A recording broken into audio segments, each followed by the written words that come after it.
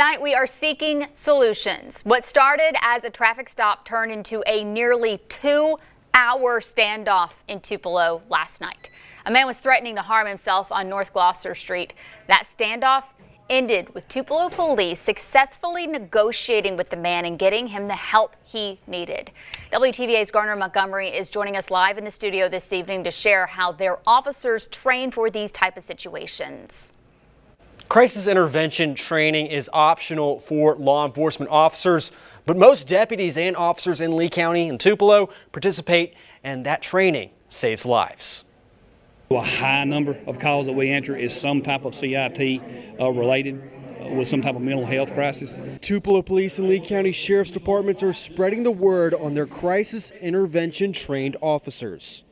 They work with behavioral experts when people undergo a mental health crisis. We get calls for suicide, threats, and these CIT officers have been trained to recognize how to help de-escalate a situation like that.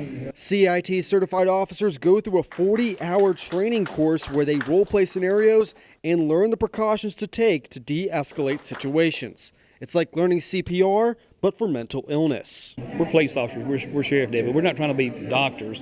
We're just trying to learn a little something to be able to help someone that's having a crisis until we can get better trained professionals involved. These officers want to spread the word to erase the stigma of mental illness and show law enforcement can be a resource to help. A lot of times people in the public and the community are intimidated by an officer. These are caring, compassionate officers. When you're at your breaking point, all it takes is a little certification badge to know someone cares. Listen to what someone's saying. Show some empathy. The moment they realize that you care, if you'll just show that you care a little bit and mean it from the heart, they'll pick up on that. They realize, oh, this is somebody who knows where I'm coming from. They understand that I'm not doing this because I'm trying to cause trouble.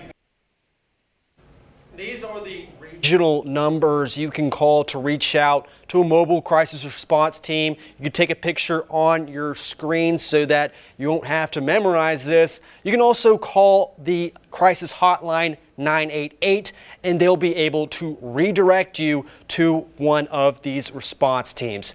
If you need to call 911 for a mental health emergency, you can request a CIT training officer to respond. Every department in the state has at least one.